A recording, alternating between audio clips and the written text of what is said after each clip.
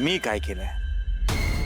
उलट मी त्याला समजवण्याचा प्रयत्न केला. त्याने 2 वेळा माझ्यावर हल्ला करण्याचा प्रयत्न केला होता. तरीही मी त्याला समजावून सांगत होतो. तुमचे सहकारी होते सुधाकर देशमुख. खोटं वाटतं त्याला विचारा. मी परमार्थाच्या मार्गावर.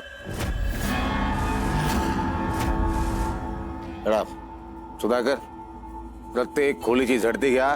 कोणी मध्ये आलं तर हाड नाड फोडून काढा. चला.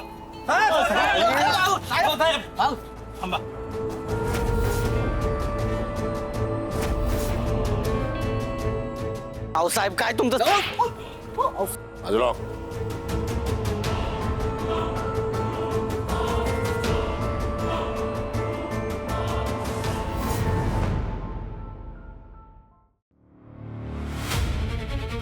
प्रत्येक जण वेगवेगळ्या मजल्यावर जा. कोपरा तपासा. काही महत्वाचं वाटलं नोंद करून घ्या, टिपून घ्या. चला. जामकर साहेब, आमच्या बाबांचा आश्रम म्हणजे एकदम पवित्र जागा आहे, पण तुम्ही ती दरवेळी बाटवताय, मनमानी करताय तुम्ही.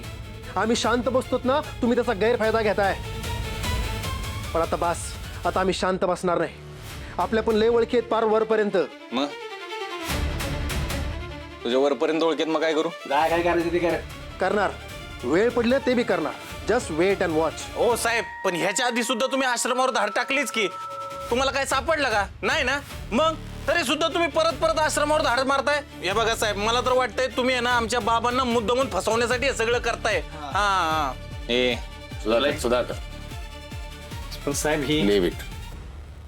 नाही साहेब, करा तपास. नाही करू दे रे तपास. साहेब सगळीकडे तपासा. कानान कोपरा तपसून काढा तुम्ही. मी सांगतो ना तुम्हाला. अरे थांब, काय होईल काय होईल साहेब, तपासताल आणि मग काय सापडणार नाही ना. दरवेळेसारखं तोंडावर पडताल, जाताल निघून. घ्या दडती घ्या. काय नाही धडती बिडती घ्यायची. काय गरज आहे धडती घ्यायची?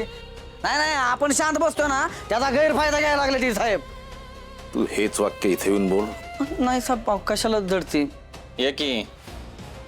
शांत बसा मुलांनो. काय आग्रह वगैरे करू नका यांना. पोलीस आहेत ते, त्यांचं काम करणार. बघितलं ना, सुधाकर साहेब चिडलेत. वर्दीचा रुबाब आहे त्यांच्या अंगात. नाही असू दे, आपण काही घाबरण्याचं कारण नाहीये, कारण आपण मुळात काही केलेलं नाहीये. त्यांना त्यांचं कर्म करत राहू दे. ईश्वर त्यांना नक्कीच शिक्षा देईल. अहो पण बाबा असं किती वेळा शांत बसायचं? तुम्ही असं शांत राहता ना, म्हणून हे सारखं तुमच्यावर आळ घेतात बघा.